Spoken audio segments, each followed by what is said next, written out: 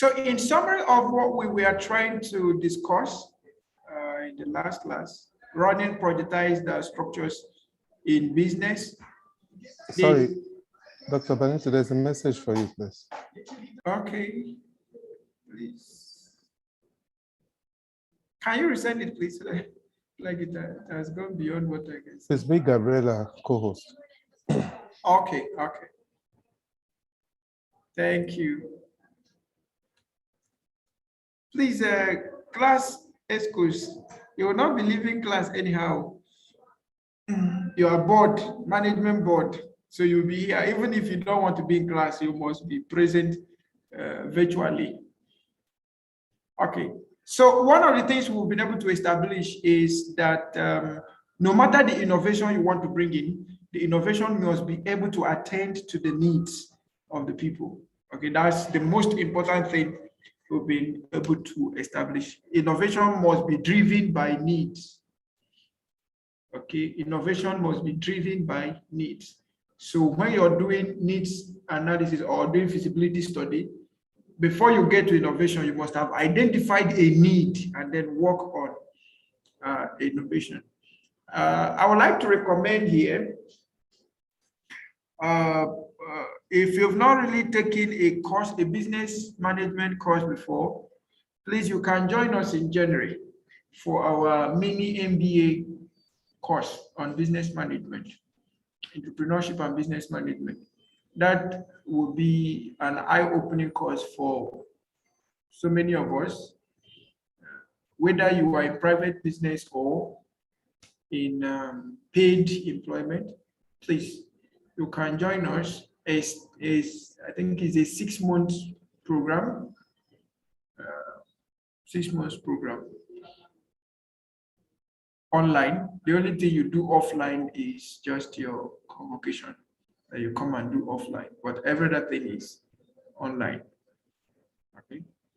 So more information will be provided in subsequent times. Now let's move on and faster now.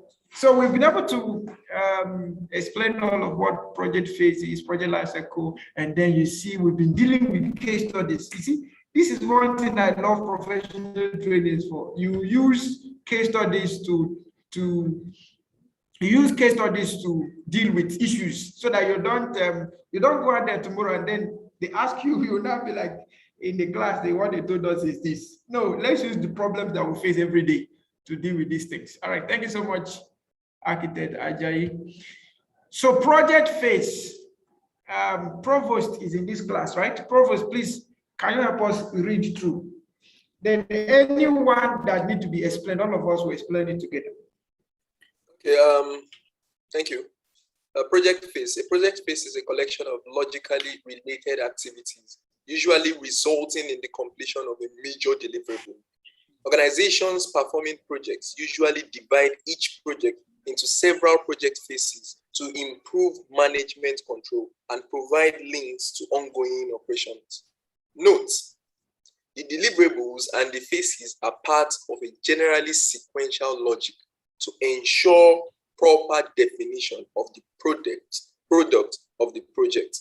Okay, please, can you read that first statement again? A project phase is a collection of logically related activities, okay, usually resulting in the completion of a major deliverable. Okay. Is there anybody that have a question on this? I think we've explained it well enough. Okay, let's proceed. Please go ahead, sir. Okay, project phase characteristics. Each project phase is marked by completion of one or more deliverables. Please note that those things we are calling deliverables are the things we are regarding to as outputs or results. All right, go ahead, sir. The conclusion of the project phase is generally marked by a review of both key deliverables and project performance to date. Okay. This is done to A, determine if the project should continue into the next phase, and B, determine and correct errors cost effectively. Note, phase end review are often called phase exits, stage gates, or kill points. Okay, so there is a question that Mr. Aziz asked today about the place of proactive measures, the relevance of proactive measures in project execution. Now, this brings us back to that question. Now, look at this statement that says the conclusion of a project phase is generally marked by a review of both key deliverables and then project performance to date. That's a proactive process to find out if we can move to the next phase or help us to dictate and correct errors cost effectively before moving to the next phase. So that is very, very important. That we arranged phases does not mean we should just run through them without review.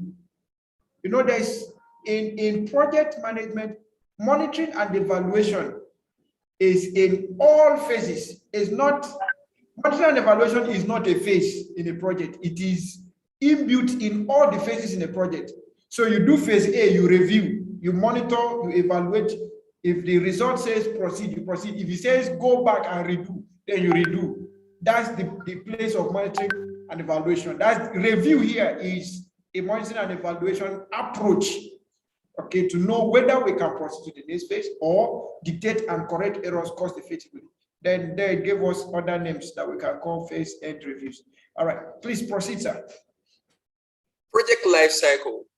The project lifecycle is a collection of generally sequential project phases whose name and number are determined by the control needs of the organization or organization's involvement in the project. The project lifecycle generally defines what technical work should be done in each phase, e.g., is the work of the architect part of the definition phase or part of the execution phase? Who should be involved in each phase? Okay, so this is also self-explanatory. Collection of generally sequential project phases. So we've talked about all of this. But there is something, again, is just trying to streamline the technical work to be done. Remember we talked about systems, processes, the activities in each of the phases. So each of the phase defines, the processes are now defined in each of the phase in the life cycle. What should be done, who does it, and then maybe we'll now start talking about the resources that we need to do them, when we need to do them, where we need to do them, and all of that. Please, Provost, you can nominate another person to read whenever you feel late. But for now, proceed. Okay. I'll proceed for now. Okay. Project lifecycle continues. The project lifecycle serves to define the beginning and the end of a project. Deliverables from the preceding phase are usually approved before work starts on the next phase. Please, hold it there. Hold it there. Yeah. It said deliverables from the preceding phase are usually approved before work starts on the next phase.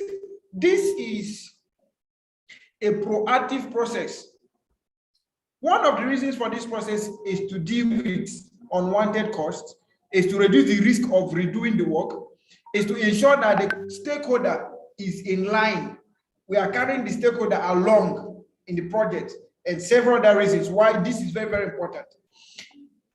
Approval of phase 1 is important before we move to approval of phase 2. And most importantly, in most projects, approval is not to be done by project team. Approval most often is to be done by project stakeholders.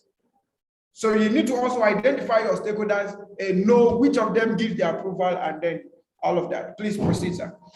Okay. Note, a subsequent phase is sometimes begun prior to approval of the previous phase deliverables when the risks involved are deemed acceptable. Pause, please.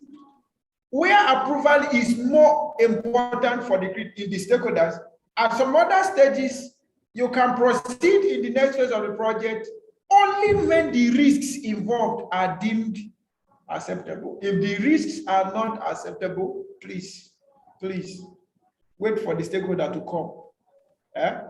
Get communication across to the stakeholder so that you can get approval before the next phase. If I share this experience now, some of us will be common with this experience, especially those of us that are into building. Some times ago, I was having a class in KB. Okay, I think I've shared that experience here, but not the same person anyway. So these are two different persons, but in the same class. This young man traveled all the way from Jos to KB to take a project management class. And what was the challenge? The challenge was that he came to find if there was a way out. He was handling a cathedral project, and he was a member of that church that gave him the project, but the project was not well defined. In the main project, powerhouse was not included, drainage was not included, and most other things were not included. But in the process of doing the work, for any time he comes to site, the church people or church board or whatever project committee, they will go, brother, this work you're doing, don't you think we need to put drainage here? He will leave the main work and come and put drainage. Brother, we didn't remember our powerhouse. Okay, with the things we've done now, you can put power, just put it here, just try and put it like this. He left the main building and put drainage. That was how he was doing the petty work until he exhausted the project money, and he was at the roofing level. He couldn't complete the project. He went back to the church. The church said, no, we've paid you complete for the project. You have to complete the project. Would there be a solution for him?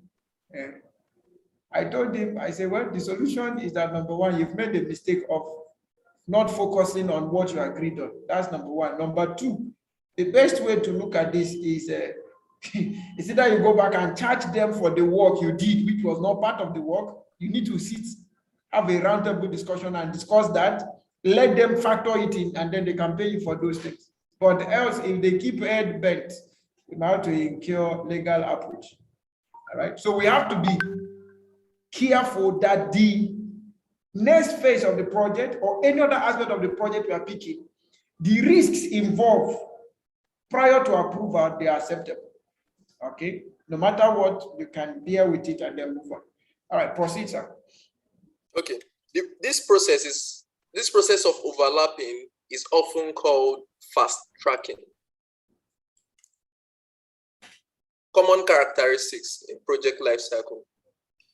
Cost and staffing levels are low at start and move higher towards the end. Probabilities of successfully completing project is low at the beginning, higher towards the end as the project continues. Stakeholder influence is high at the beginning and progressively lower as the project continues.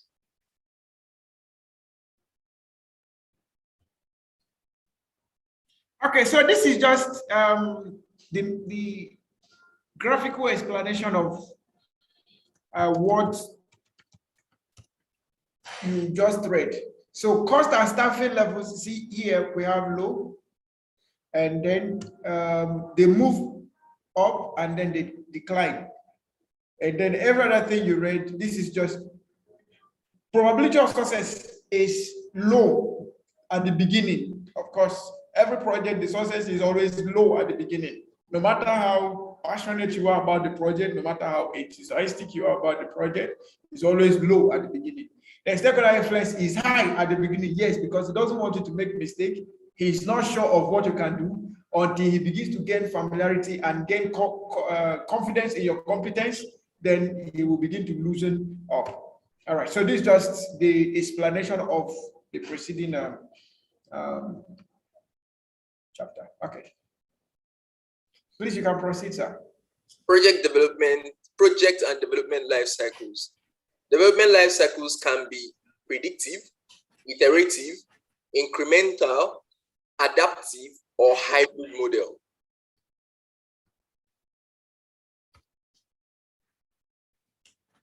In a predictive life cycle, the project scope, time, and cost are determined in the early phase of the life cycle. Any changes to the scope are carefully managed. Predictive life cycles may also be referred to as waterfall life cycles. Okay, so when we talk about predictive life cycles, you find that the project constraints are put into consideration. So they are determined before the project begins, or they are estimated before the project begins. When you use project software tools like the Microsoft Project Professional or Primavera, you can easily predict project scope, time, and budget from the beginning. So those tools can help you in predictive life cycles or predictive approaches to managing projects. Okay, next one, please. Iterative life cycle. In an iterative life cycle, the project scope is generally determined early in the project life cycle, but time and cost estimates are routinely modified as the project team's understanding of the product increases. Iterations develop product through a series of repeated cycles, while increments successively add to the functionality of the products. Okay, so the first one, you predict the scope, the time, and the budget or the cost, which are the major constraints to the project, right? But when you're running iterative is mostly used when the scope of the project, is known, but the time it will take to do the project or the amount it will take to do the project, you might not be too sure. So you can say it's okay for each of the phases. We determine the cost, we determine the timing, and then we proceed. For instance, I know those of us in building will often use iterative systems or iterative life cycle. So the builder or the owner of the house will pay, at some point, he will pay only for clearing. We determine the cost of clearing the place, you pay. Then we determine the cost of fencing and all of that, you pay.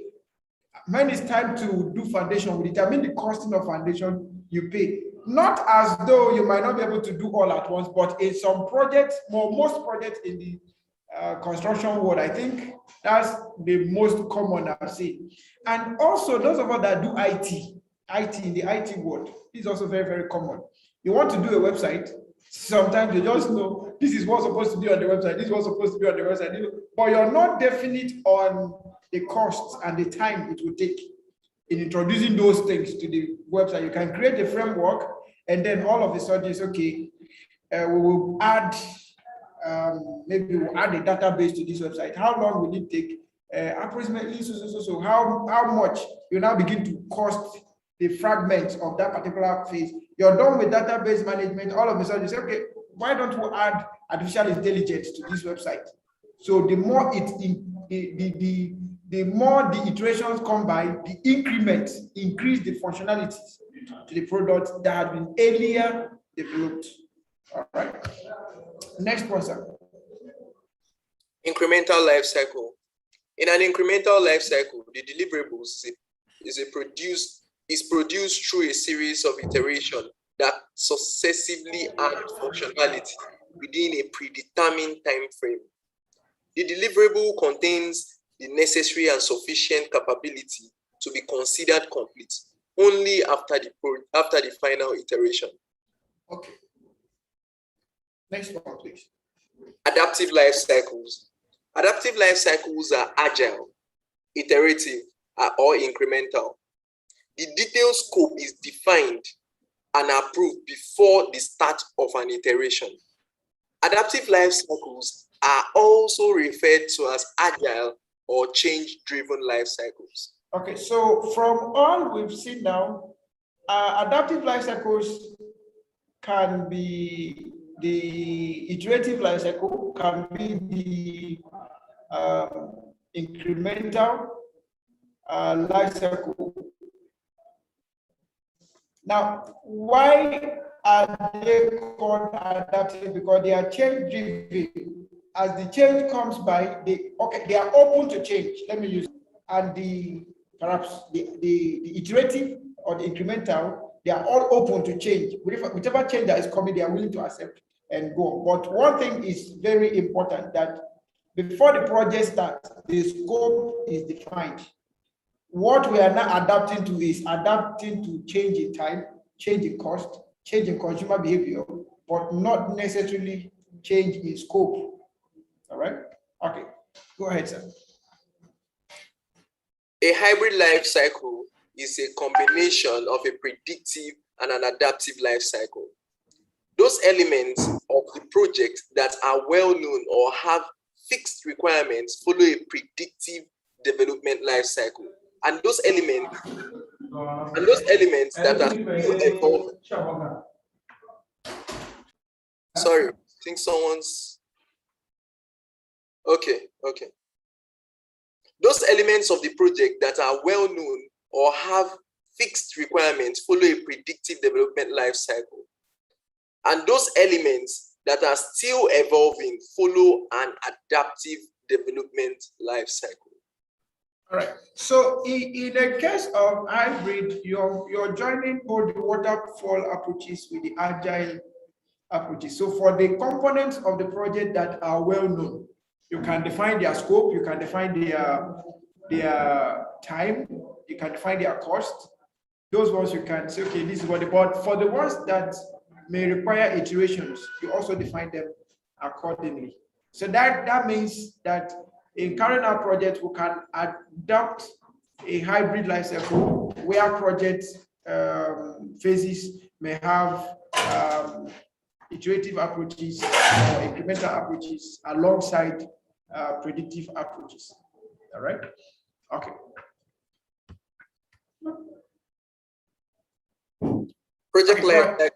Project life cycle versus product life cycle.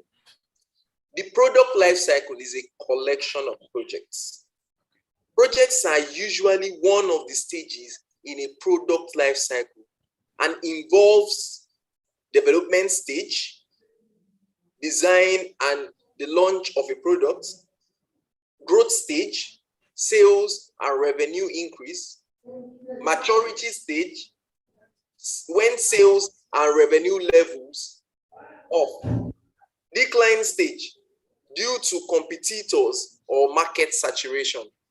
Okay, so the major difference that we can capture from project lifecycle and product lifecycle is that product lifecycle is a collection of projects, while project lifecycle is a collection of phases in a project.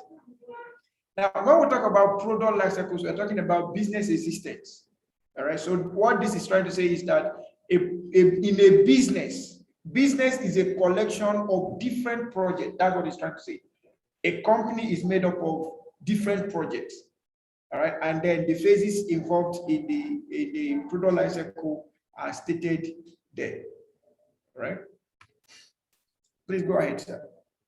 Influences on project life cycle. Two major categories of influences are enterprise environmental factors, EEFs, and organizational process assets, OPA. Okay.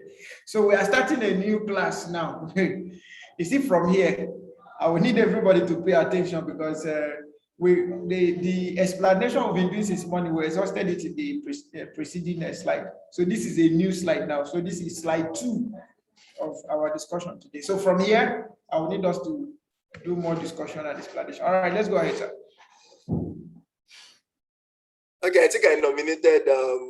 Thomas Emmanuel to continue reading probably for the next 5 slides. Ask him to unmute, please.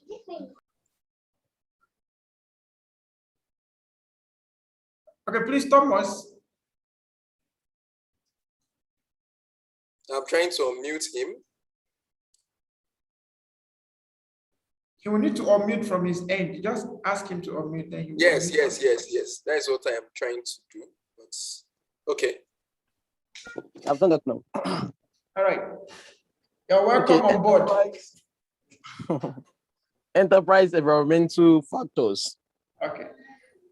It says enterprise environmental factors refer to conditions not under the control of the product team that influence, constrain, or direct the project. Second, it says these conditions can be internal or external to the organization.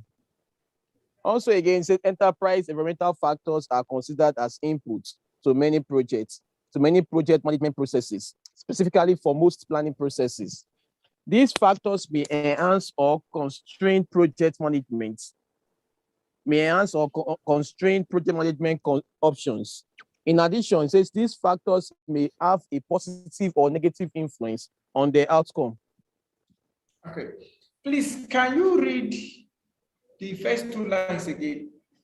Okay, it says enterprise environmental factors refer to conditions not under the control of the project team. Not under the control of the project team. That influence, constrain, or direct the project. Okay. This condition can be internal or external to the organization. These conditions can be internal or external to the organization. By the next activity we'll be doing, we'll pick a project and then we'll identify the enterprise environmental factors. Those conditions not under the control of the project team, but they can influence the project, they can constrain the project, or they can direct the project. At some point, they might be internal. At some point, they might be external to the organization. Now, the third point said EFs are considered as input. That means there are things you must pay attention to in most planning phases or most planning processes in project management. Okay. Now, important statement again they made is that these factors may enhance or constrain project. They've already said that before, so let us not bother about that. Let's see. Now, let's go ahead. Okay. The EEF is internal to the organizations.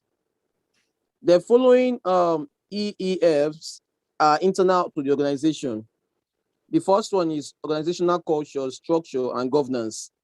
Examples include vision, mission, values, beliefs, cultural, norms, leadership style, hierarchy and authority relationships, organizational style, ethics, and code of conduct. Secondly, we have geographic. Sorry, wait a bit.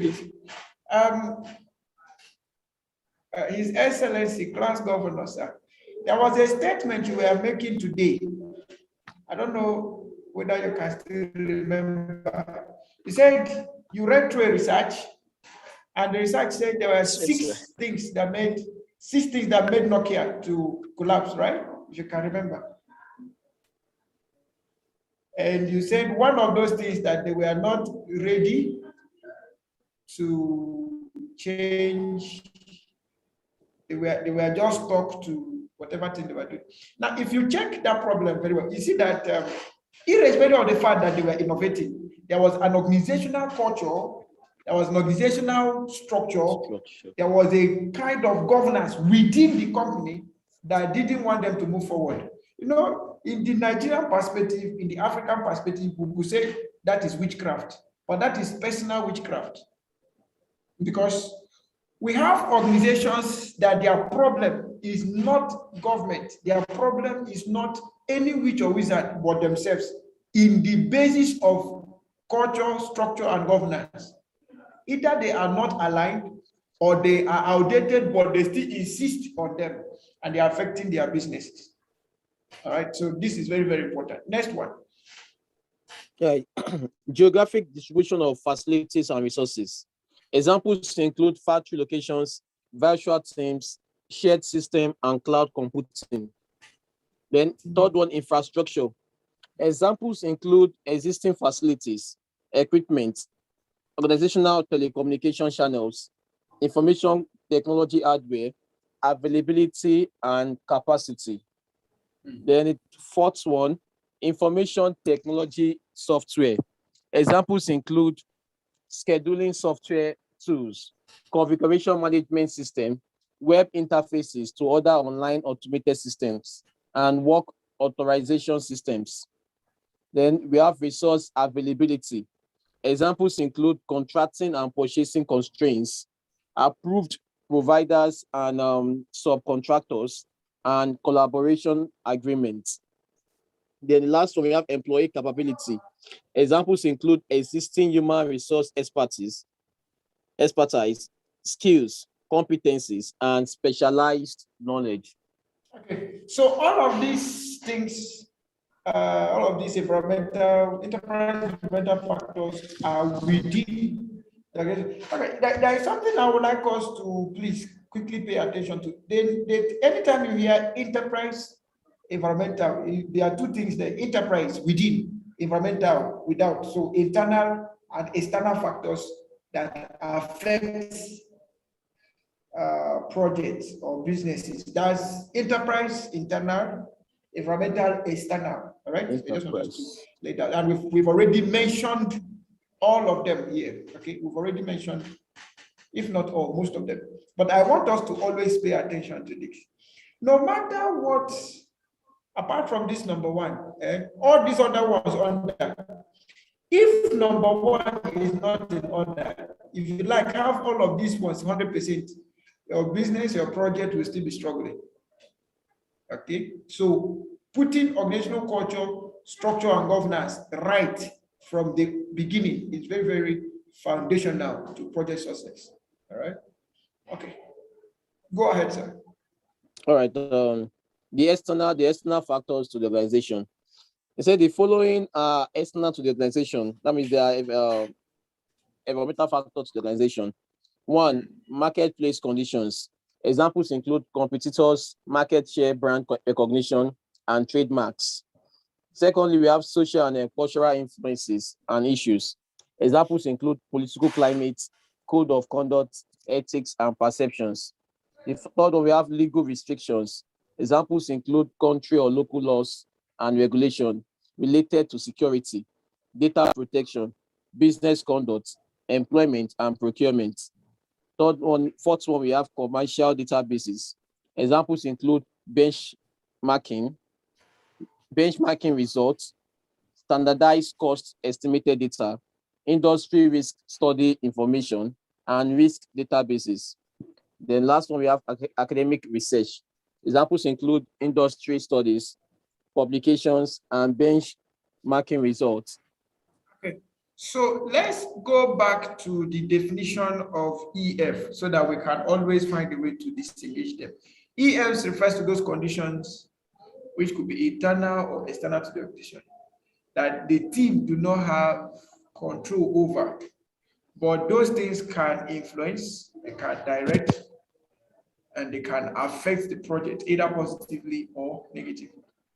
Now we have the ones that are internal, which we've mentioned. We have the ones that are external. Be it internal or external, the project team might not be able to have control over them. And let's go back to this previous one. Someone could say, but the project organization should be able to have influence on the culture of the organization. Remember, we have the performing organization and then we have the contracting organization. When you are the performing organization, your role is to the contracting organization, right? So the organizational culture and structure and governance we are talking about here is more on the contracting organization. Like I was trying to establish in the first class, most of us that do government projects, you'll find that the behavior of the government structures, corporate structures, or corporate culture is different from that of private. Okay, for instance, it was last week, Monday, I was given, or we were given an invitation. We were supposed to have a meeting with a particular minister, and he was well aware of the meeting. And I was told to report in his office by 9 a.m. I was in that office from 9 a.m. to almost 7 p.m.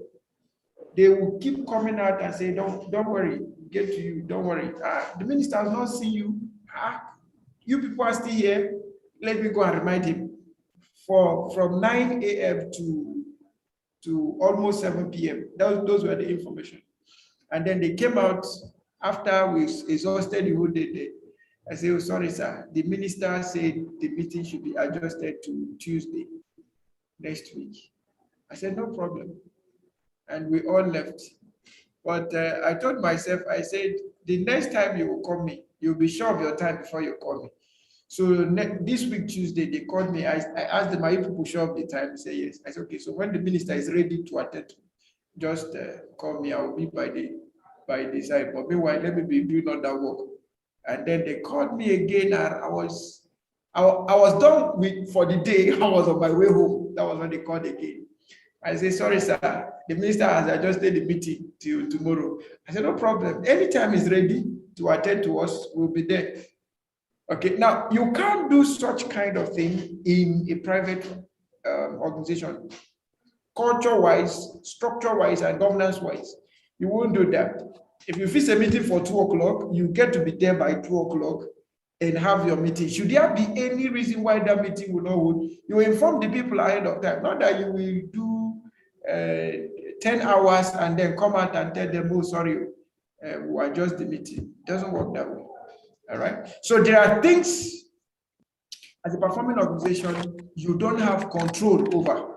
But those things, if not control, can restrain your project, can constrain your project, can affect your project either positively or negatively. And they can be both positive on the internal dimension or external dimension. Talking about marketplace conditions, nobody can say, okay, today we are going to bring down the price of fuel in the market. We are going into the business of petrol production or what they call it now, petrochemicals generally. I say, as we go in there, fuel is 163, 162 naira. We're going to bring it down to 50 naira. You can't do that. Your project cannot do that. Or sorry, your project team rather cannot do that. But there could be another force that can do that. For your project to work on that level, we can bring in another external force, maybe government rules, or we bring subsidy, something else that can reduce it to that amount. But for you to say your project team will crash the price in the general market, even if they are crashing the price, it will just be for only your project, not for everybody. Okay, then you have the socio-cultural and every other thing noted there. In a simple term, when we look at EFs, we are basically doing SWOT analysis. Where the X and W is looking at the strengths and weaknesses of the organization. Okay, and then the other side of opportunities and threats. Okay, we are looking at it. All right, so when you're looking at EF, you could use SWOT to come up with EF. Then you could also look at either you use tools or use SWOT. And then another one you could also use is PESTLE analysis. You know PESTLE? P-E-S-T-L-E. P-E-S-T-L-E, PESTLE. So you have the political, social, economic, or social cultural, as the case may be. Okay, of political, economic, social cultural, technological, legal, and environmental. So you could use the PESTLE analysis to find out all the conditions external to the project team that can affect the project team. All right, that's very, very important. Okay. Can you continue, sir? All right, sir. All right, we also have the Ethno Factor to the organization. With the first one, we have government or industry standard. Examples include regulatory agencies, regulations, and standard related to product, production, environment, quality, and workmanship. Then we have financial considerations. Examples include currency exchange rates, interest rates, inflation rates, tariffs, and geographic locations. The third one, we have physical environmental elements. Examples include working conditions, weather, and constraints. Okay, I think we are done before we go to OPA. Now, let's take, for instance, this particular project we are doing now, which is training.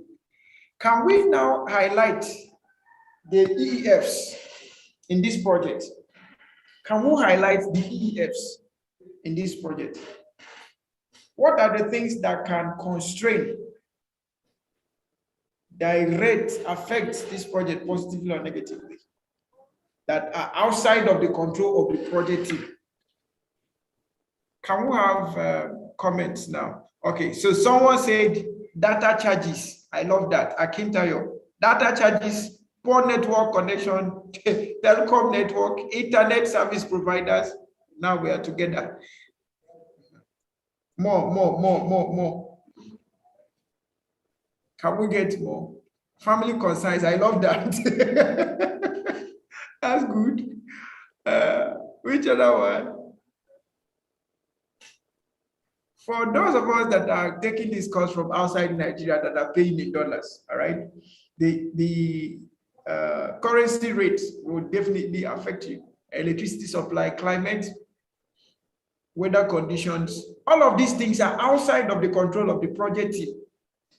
Okay, we cannot determine how much data you will buy. Even if you buy the data, we cannot determine the stability of the network. Okay. So these are some of the things we can now begin to chip in. Now, someone say availability of time being a weekend that Nigerians are known to attend parties. Time, okay, force majeure, thank you. Okay, so these are some of the things to be considered. Now, can someone take any project of his choice and then tell us the EFs involved? I just gave you my own project and then you told me the EFs. Can you tell us your own EFs involved? Among the other EFs we also have here is availability of human resources. Because in this particular diet, I'm the only one taking this course. No other facilitator is coming. I'm the only one. Because this is the last diet of the year. It's expected that people might not be plenty. So, program director, take care of that. Okay, road construction. The EF, say rainy season, okay, let's say weather condition or climate conditions can affect that. Construction project in Zamfara. Okay, so what are the, architect Adebe, what are the EFs for your project in Zamfara? What are the EFs in your project in Zamfara? Please, we must not type, or you can just give us a voice instead of. Okay. Dr. Benito. Go ahead, sir. Yes, sir. The EFs, based on what we're told for my project in Zamfara, number one, bandits. Go ahead, sir. Yeah, like I said, number one, bandits. The insecurity in the place.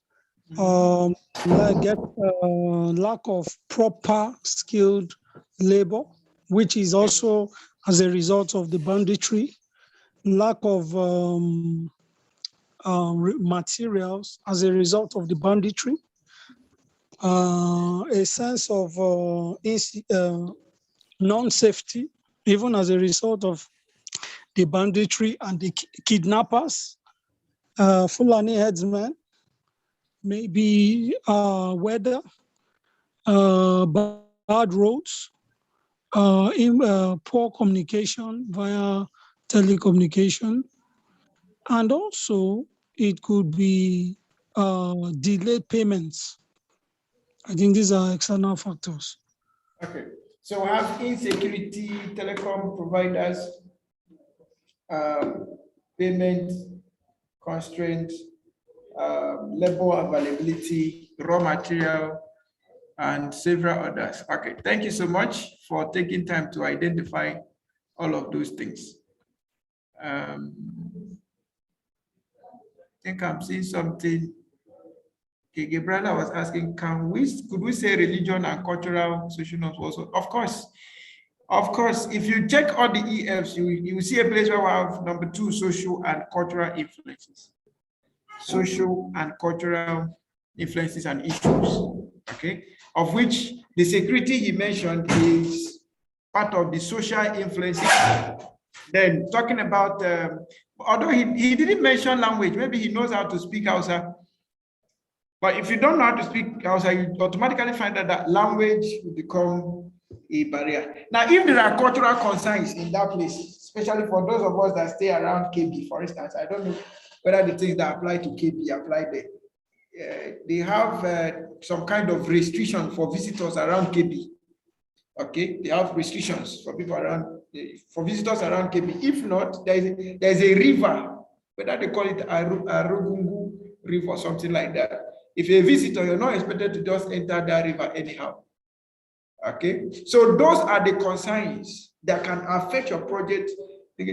Also, if he mentioned the behavior of the people too, the behavior of the people, you might be fluent in Hausa, but you might not have the same behavior with them, and that can affect the project also. Okay, that can affect the project also. All right. So now we are beginning to see that just by looking at EFs, we are already identifying, we are proactively identifying sources of risks external to the project. Do you get what I'm trying to say? Proactively, we have not really gone into risk assessment or risk analysis, but by identifying the EFs, we have indirectly started identifying the potential sources of risks that can lead to project failure or hamper the project. Okay, so that's very, very, very important. All right. So expectations of the people, like the Omonile and all of those, they can also affect the project. Okay, so can someone give us another example that is not related to construction? Somebody has given us construction, I've given trading. Can someone give us another perfect example? Then we'll look at the EFs. Can someone give us another example?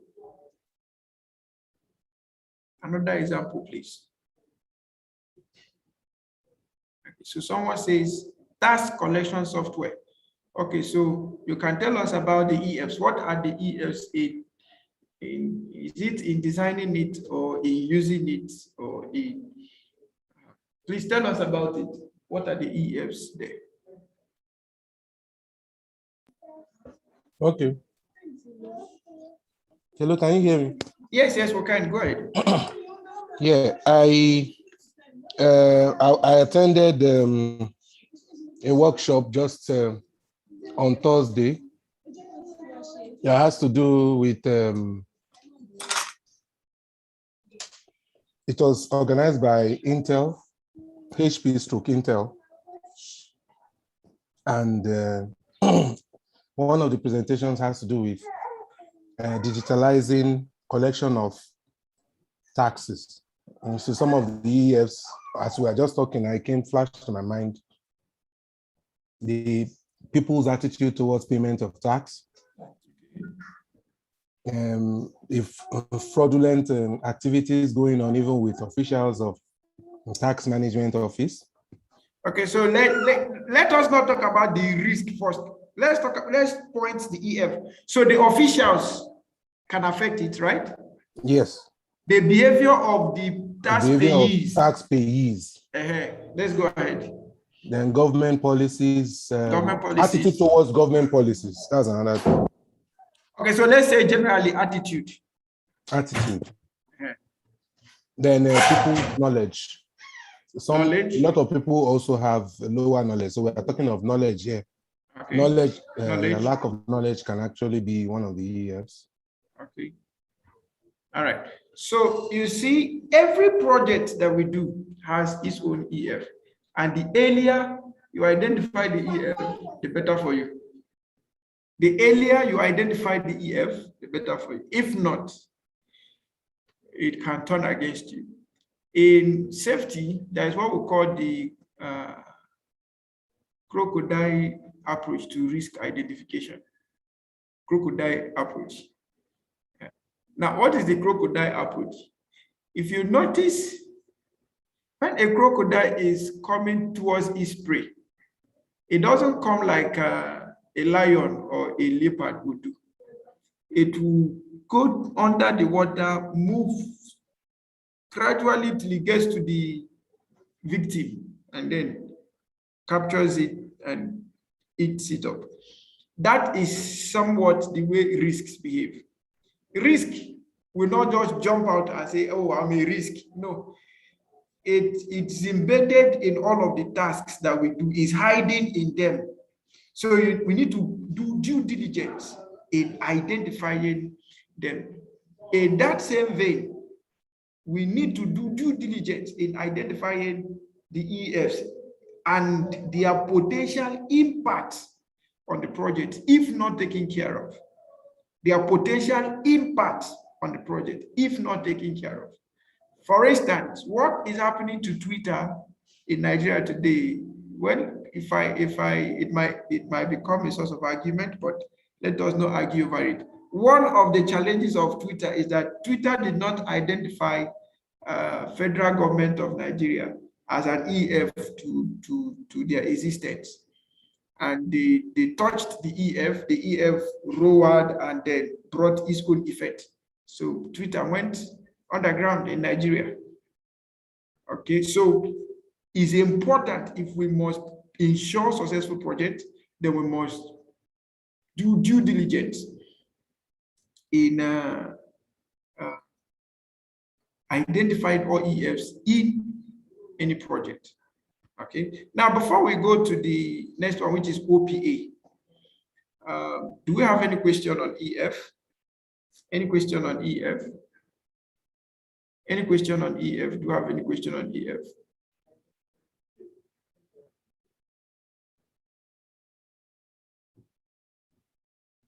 Do you have any question on EF?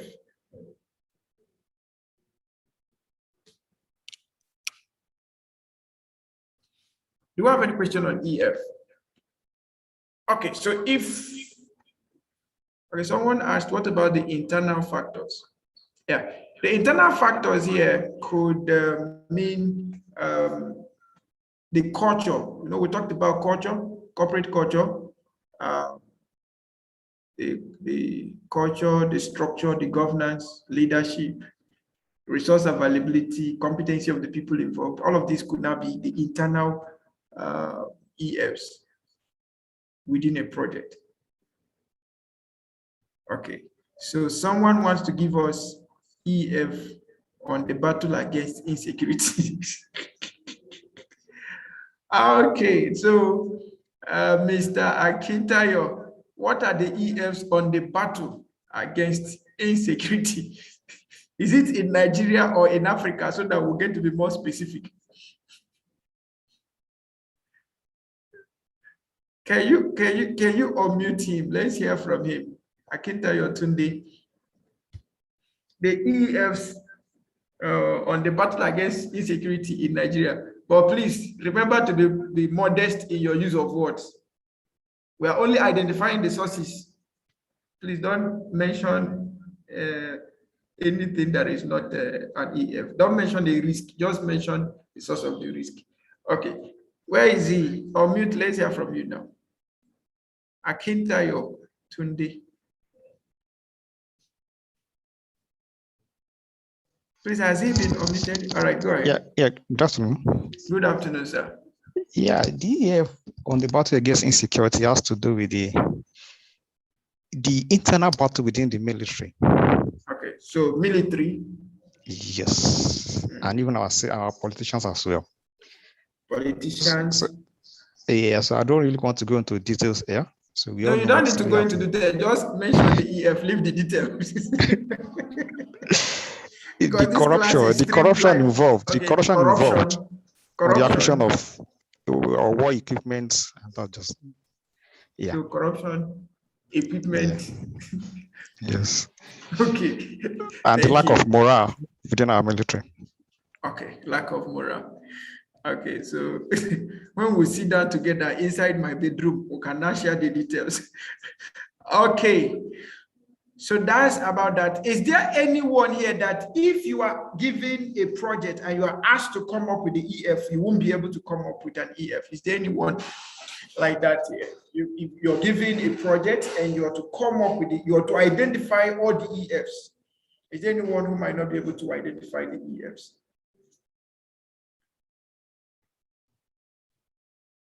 Okay, so it simply means we can proceed.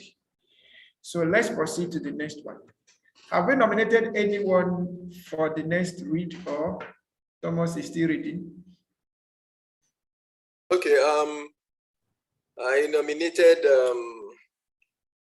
Miss Rose Abena, but Okay. she has not acknowledged. So I would nominate another person now. Okay, go ahead. I would nominate Gabriela Obara. Okay. Read the next 7 slides.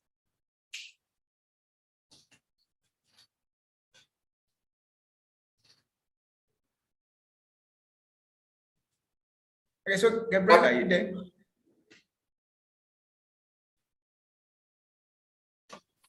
I'm Okay. here. I'm here. Okay. I'm here. Okay, go ahead. I had to leave area. Okay. So organizational process assets. Point 1. Organizational process assets are the plans, processes, policies, procedures, and knowledge bases specific to and used by the performing organization. These assets influence the management of the project. Okay. Sorry, can you read again? Okay. Organizational process assets. Point 1. Organizational process assets are the plans. The plans? Go Are the ahead. plans, Yes. processes, Processes, policies, policies, procedures, procedures, and knowledge bases and knowledge bases. specific to and used by the performing organization. Now, used by the performing organization, not the contracting organization, right? Okay. Now, Point 2. Yes. Should I continue? Yes, continue. Point 2. These assets influence the management of the project.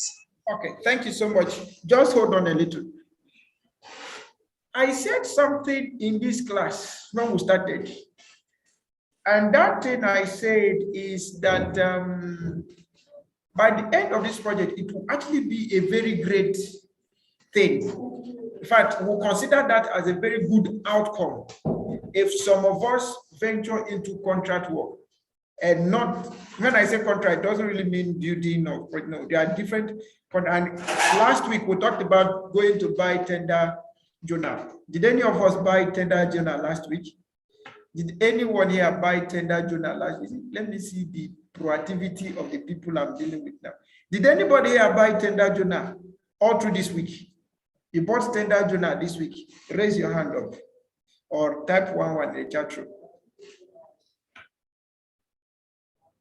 If you bought tender journal this week, type 11 in the chat room.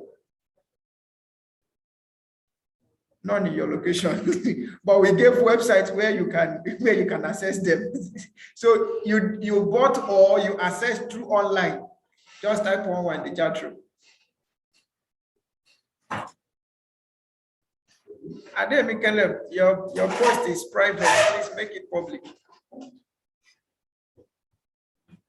Ademi Caleb, your post is private. Make it public. Okay, so when you look at organizational process assets, and then you are considering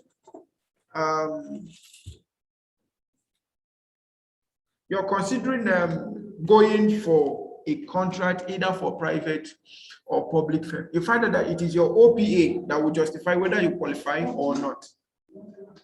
Okay, since we are here, let's just look at a very brief example of what I'm trying to say. So I'm going to open on Google and we are going to search for conditions for public contracts in Nigeria so that you see all the expected OPAs at least some of the OPAs, if not all, but some of the OPAs you are expected to have. contract requirements in Nigeria. So let's get that out. So I have BPP here. Let's see what BPP has to say. This is 47-page document. So you can as well download this document. So I'm going to share this document with us, like on the screen.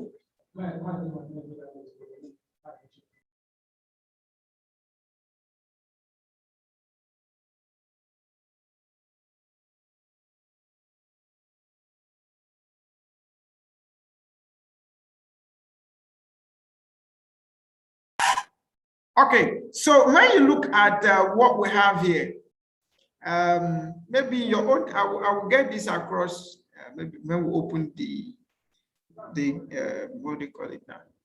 Okay, I'm sharing it immediately. I'm sharing it in the Google Classroom so that those who may wish to open it can open it.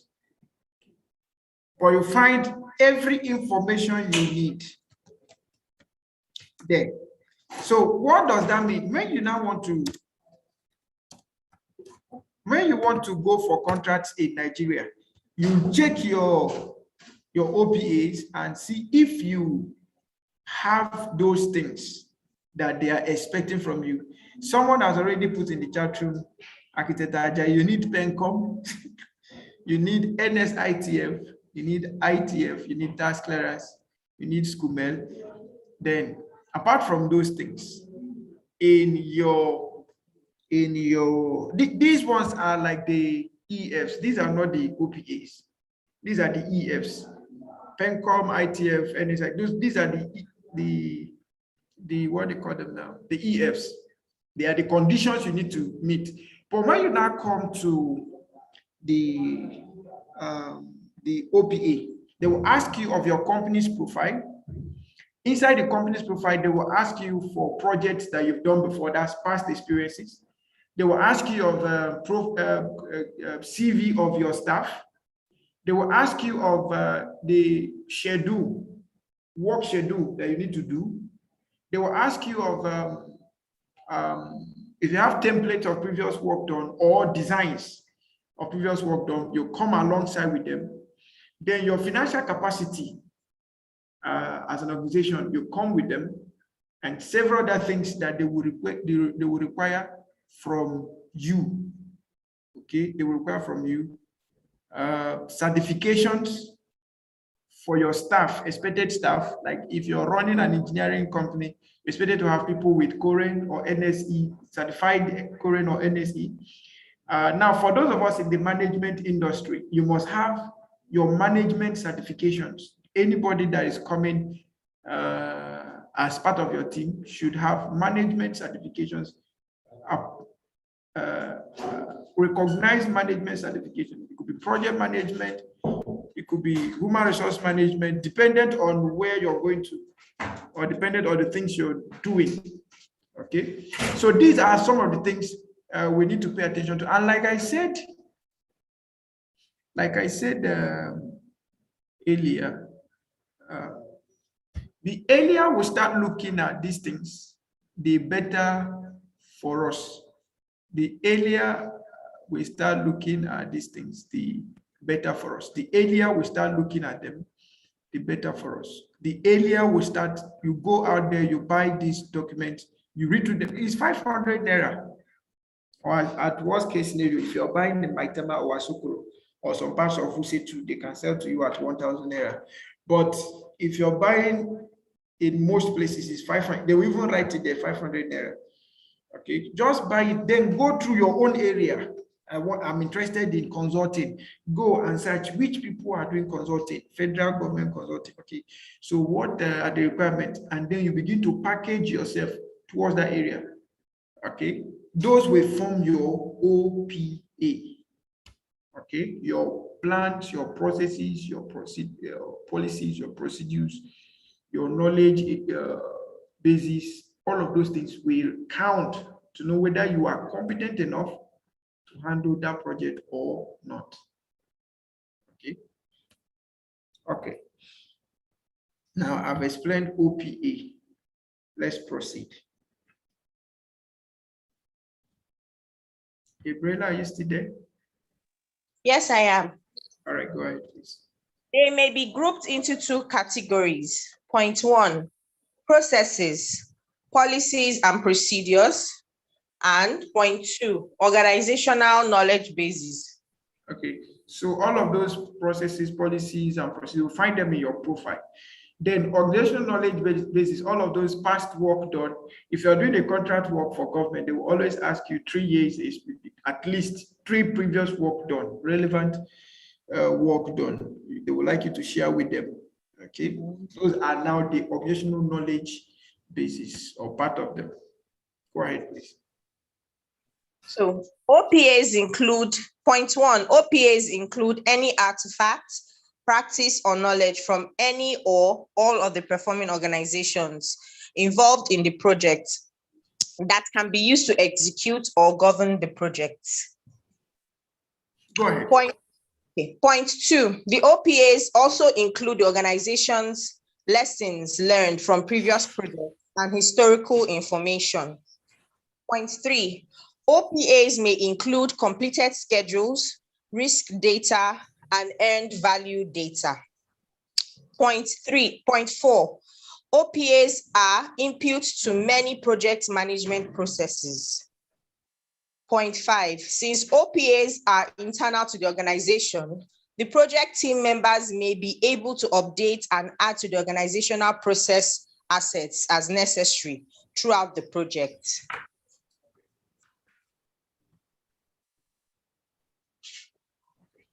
So just hold on a little. We've explained all the OPAs involved in the project. Okay. So once again, in this project we are currently running, what are the OPAs?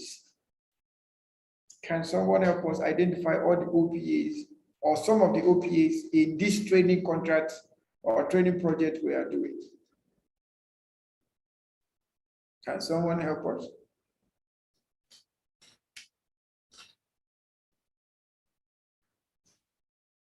I'm looking at both the chat room and hands to be raised. The OPAs. OPAs, okay. CVs, thank you. But not really your own CVs now, it's our own CV because we are the performing organization. Okay, so we are the ones you should be looking at our CV, the CV of the facilitators, the CV of maybe the directors. Okay, course materials, thank you. Slides, thank you. Which other one? Reviews, thank you. I love that. Thank you, Gabriela. Reviews are wonderful. Accreditations, the website, thank you.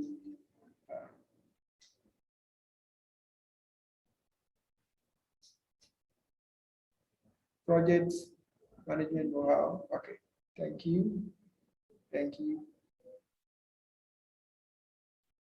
Okay, so those are basically some of the OPAs, but if you also look, you find that we have OPAs like Zoom, we have OPAs, digital tools. You have Zoom, YouTube, and others. You have the learning approach. Okay, the learning approach is also part of the OPA. And several other things that comes to play. All right, so that's teaching methods. Thank you. Google Classroom, thank you. Now you're getting it. So all of these things are just part of the whole OPAs. Now, if you want to come and take a training with us, these are the things you consider, or part of the things you consider. Do they have this? Do they have that? Do they have this? Let's assume that these things are conditioned to be met. Do they have Google Classroom? Do they have a website? Do they have, what's their teaching method? What are their teaching methods? What the communication platforms and all of that? You check all of these things before you say, okay. Then what are people saying about them? What's their reputation like? All of these things are part of the OPA. The work done previously that we reviewed, what do people say about it? Okay, that's important. Profile of the faculty is very, very important. All right. Okay, now that we've identified the one for IPM, let's identify your own. So Maruf, let me start with Maruf. Where is that honor Immaculata? I asked her a question today and she didn't respond. And it's like she has not been in this class for a while. Provost, please take note too, so that somebody will not say, I did not sign my attendance, I was in class. So you can bear witness to it. Where is Mr. Suleiman? Mr. Suleiman, let's start with you. What are your own OPAs in your own business processes, your OPAs? You are an educationist, passive. So what are the OPAs that you use? Mr. Suleiman, over to you. If I get you right, are you referring to me as an individual or my organization? No, your organization. The definition of OPA are the plans, the procedures, yes, the policies, yes, the systems that the performing organization uses in administering their work. All right. Well, let me start with our organizational policies, okay. Our organizational mission statement. Okay, so we have mission statement. Mission statement, yes, yes, sir. Yeah. Very, very important. Our past successes. Okay, past records. Past records, yes. Our facilities. Okay, facilities. Our facilities. Then the CV of our staff members. Okay. The qualification of staff members. Okay. Very important. The curriculum we offer. Thank you. That's the awesome. We offer. All right, thank you so much. If we allow you, we'll keep mentioning till we result today. Okay, can we have another person to share on something that is not education? I think the two of us now we've shared education. Can we have someone sharing on something that is not education? Give us something that is not education or that is not training. Can we have someone? Give us a project and then give us the OPAs involved in the project. Okay, let's go back to that task. I can tell you our types about IT. Maybe you should. Okay. Where is that? Okay, so Akintayo says Akintayo's OPA. Okay, but what's the OPA on? What's the OPA on? Which project is it on? So let's go back to that software development. That's software development. So what will be the OPAs involved in task software development or software development generally? The OPAs.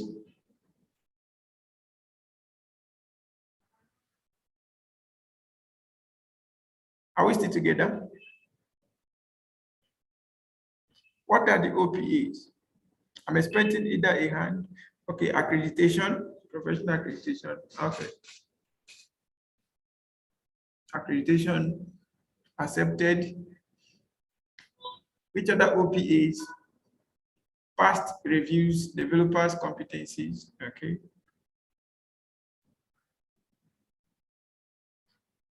Okay. All right. So we have carefully competencies of staff. Thank you. Now we have known what is EF and we've known what is OPA.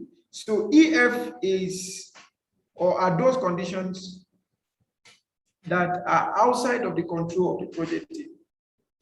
It can be internal or external, but they have the power to influence the project, constrain the project, direct the project. But EFs, or perhaps OPAs, are the policies, the procedures, the plans, the patterns that is being used by the performing organization to carry out projects. Okay, so OPAs automatically define if the project will be carried out successfully or not. The people, do they have the required expertise Do they have the required standard to be able to give the expected output? All right, very important. Okay, let's move very fast. I would like us to complete this class on foundation so that we can go and rest. Now let's move on very fast now. Should I continue? Yes, please go ahead. Project stakeholders.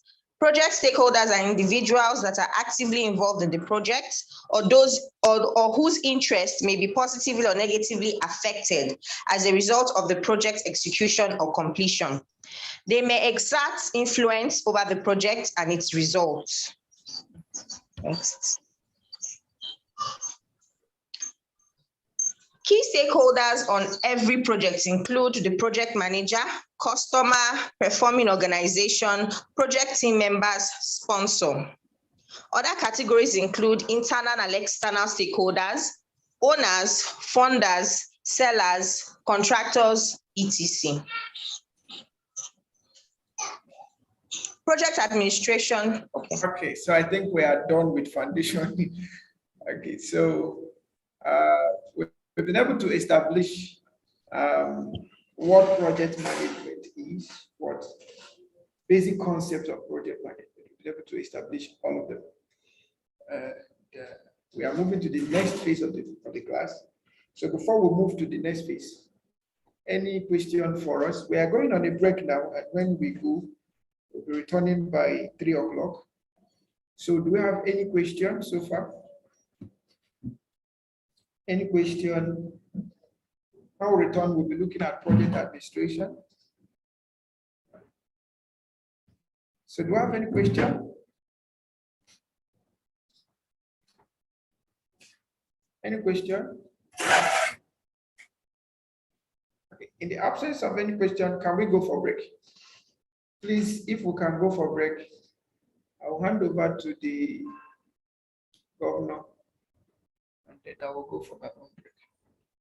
Governor, can we go for break now?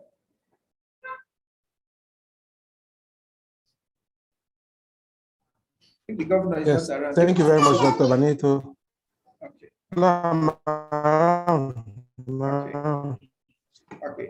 So we'll okay, be so returning, this is we're returning 2:27. by, I think we yeah. have 33 minutes to 3. 3, right? Yes, 3 o'clock. 3, right? Returning by, yes, 3. Okay, thank you. Returning Okay, by 3. all right. So I would call us back once it is time. Okay, so but before we go for the